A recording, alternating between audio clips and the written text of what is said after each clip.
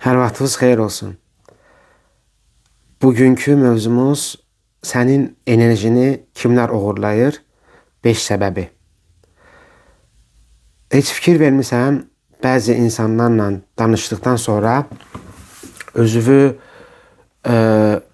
qəribə hiss edirsən. Və sanki enerjin bitib. Bunun səbəbi tək fiziki yorğunluq deyil. Çoxumuz burada səhv edirik və tələyə düşürük. Elə bilirik ki, biz yorulmuşuq, fiziki yorulmuşuq. Amma əslində bizim enerjimiz bitir. Hər adam 7 dənə çakrası olur, yəqin bilirsiniz. Və yuxarıdan bizə hər kəsə enerji ötürülür. Və bu enerji də aura kimi olur. İndi dünyada enerji, yəni boyut dəyişdiyinə görə enerji avtomatik olaraq artıb. Və hər kəsin hissiyatı da təbii ki artıb və qarşı tərəfi də biz gözəl hiss edə bilirik. Mən misal üçün uzaqdan 10 metr, 15 metr yaxınlaşan insanın daxili gərginliyini, aşağı titrəşimdə olduğunu belə hiss edə bilirəm. Yəni bu ezoterikadır. Mən bunu qısa izah etdim. Keçək 5 dənə bəndə, işarəyə daha doğrusu. Birinci işarə, onunla danışdıqdan sonra özünü boş hiss edirsən. Bir insanla danışırsan, söhbət normaldır. Amma söhbət bitəndən sonra sanki yorulmusan, enerjin bitib. Motivasiyanın yox olduğunu görürsən. Bu təkrarlanırsa, eyni adamla görürsən, deməli o insanın mənfi enerjisi və aurasını sən özünə götürmüsən. Mən toplum olan yerlərdən çalışıram, uzaq durum. Çünki orada toplum olan yerdə böyük bir enerji toplanır. Biri ola bilsin ki, müsbət enerjidədir, biri mənfi enerjidədir. Sən istər-istəməz ona təmasda olursan da. Mən konsertlər, festivallar falan. Çalışıram belə yerlərə artıq getməyim. Çünki mən biraz həssasam son vaxtlar nəsə elə yerlərə.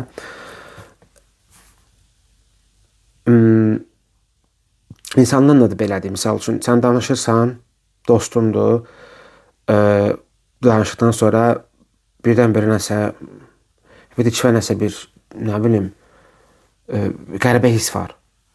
Yorğunsan. Sən bunu heç fərqində belə deyilsən. Amma o insan sənin enerjini oğurlayıb. Elə olub ki, məsələ, sən özü enerji vermirsən, o insan özünü yaxşı hiss edir, amma sən gəlmirsən evə, artıq yorğunsan, nəsə, heç eləmək istəmirsən, motivasiyan ölüb. İkinci işarə, söhbət həmişə mənfiyə qayıdır. Belə insanlar çox vaxt hər şeydə problem görürlər. Yəni, hər şey şikayət edən insanlar. Ümumiyyətlə, bu insanlardan çalışın, uzaq durun.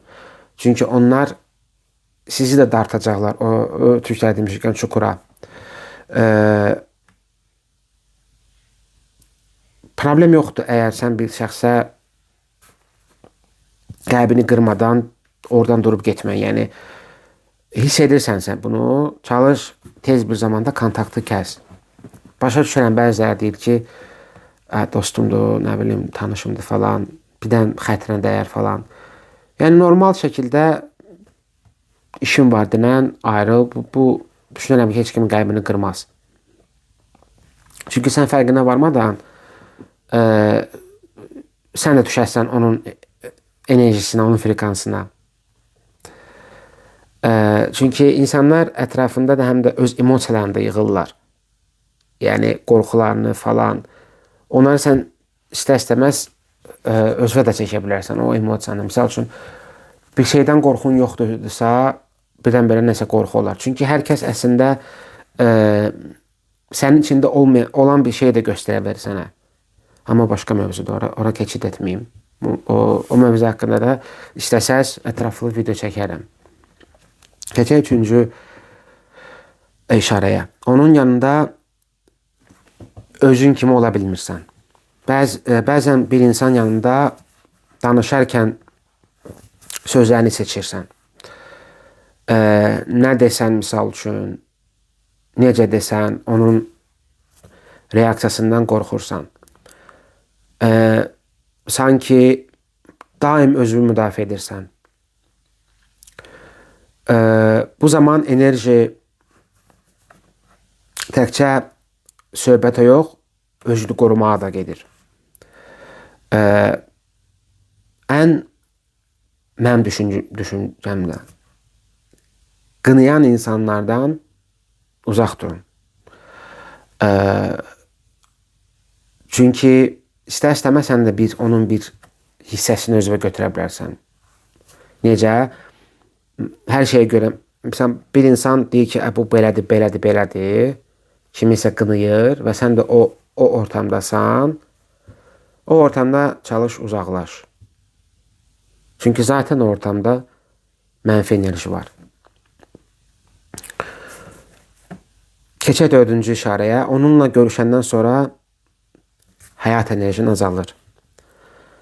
Ən maraqlı işarələrdən biri belədir. Ki, görüşdən əvvəl normal deyin. Durandan sonra heç nə etmək istəmirsən. Mənim ətrafımda belə bir insan olub. O zaman mən hələ bu transformasiyaları keçməmişdim. Mənim kanalım yox idi. Və biliyim də az idi əslində bu haqda.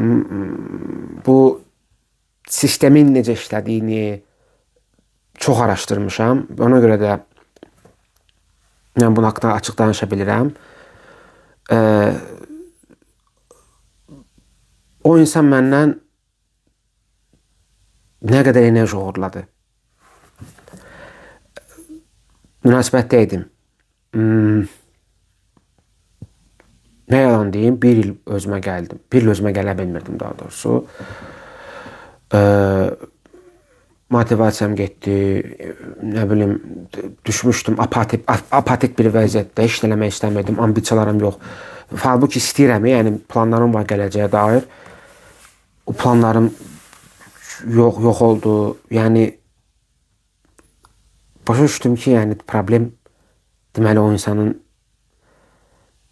fərqində olmamayımdır ki, o enerji oğursudur. Ona deyirlər piyafka, zəlil. Zəlil yapışır, səni başlayır o qanıvı hopma, yəni sovurmağa. Bəzi insanlar da elədir. Yəni bir baxırsan ki, bateriyakan 100 idi, qaldı 20%. Əgər bu vəziyyət konkret bir insanla təmasdan sonra davamlı şəkildə təkrarlanırsa, bunu müşahidə etmək lazımdır və o insandan ümumiyyətlə çalışıb uzaq durmaq lazımdır. 5-ci işarə, sənin sərhədlərinə hörmət eləmir. Məncə ən vacib işarə budur ki, qarşı tərəf sənin vaxtına, hisslərinə hörmət eləmir. Belə münasibətlər hər zaman səni emosional tükədir. Və ezoterik baxımdan da bu sadəcə sərhədlərin pozulması deyil. Bu sənin həm də belə deyim, ezoterik tərəfdən deməsəm, psixoloji tərəfdən desəm, sən bir növ özünə başlayırsan şübhə eləməyə. Mən belə, yəni, dəyərsizəmmi falan baş sala bilərəm. Yəni, o insan sənə içəridə şübhə yaradır. Yəni, bir növ öz güvənvə zərbə vurur. Bu insanlar da çox təhlükəli insanlardır. Çalış, əgər belə bir ətrafında insan varsa, mütləq şəkildə o insandan uzaq dur. Çünki sənin enerjin böyük bir resursdur. Bunu yadda saxlayın. Mən keçən hansı videoda demişdim bu haqda. Ki indi ən dəyərli valyuta pul deyil. Hər kəs indi puldan ancaq qaçır. Çünki pul özü də enerjidir axı. Bəzi insanlara pul rahat gəlir, bəzi insanlara çətin. O da enerji olduğuna görə aşağı istərsə səndən enerji oxuyandan sonra sən zaratqan düşür aşağı. 20%-dən sən darta bilmirsən həyatıva pulu. Nə etmək olar? Və bununla da bitireyim. Bəzi bu insanları sən düşmən kimi görmə. Sadəcə öz sərhədlərini müəyyən etməlisən. Hər kəslə hər şeyi bölüşmə. Bu əsasdır. Planlarını heç kəslə bölüşmə olmamışdan öncə. Bu da çünki beyin həm enerji baxımından, həm də beyin baxımından nəsə bir şeyi danışanda o istər-istəməz beyin onu olmuş kimi qəbul edir və onu etmək üçün artıq enerji vermir sənə. Bu da mənim etdiyim səhvlərdən biri olub ki, 2 il bundan qabaq. Belə. Ən əsası fikir, öz hisslərini müşahidə elə, intuitiv. Nə hiss etdiyimi çox içərdən gözəm bilirsən sən. Çünki intuisiya heç vaxt insanı aldatmır. Bu video sənə faydalı oldusa, səndən xahişim, videonu bəyən, tanışlarınla paylaş, rəy bildir. Bu mənim üçün də maraqlıdır. Mənim zəhmətimə kiçik bir investisiyadır. Əgər kanalıma abunə olmamısansa, abunə ol. Burada maraqlı videolar var. Bəlkə sənə də kömək etmiş olaram. Özünə yaxşı bax. Növbəti videolarda görüşmək ümidi ilə. Sağ ol.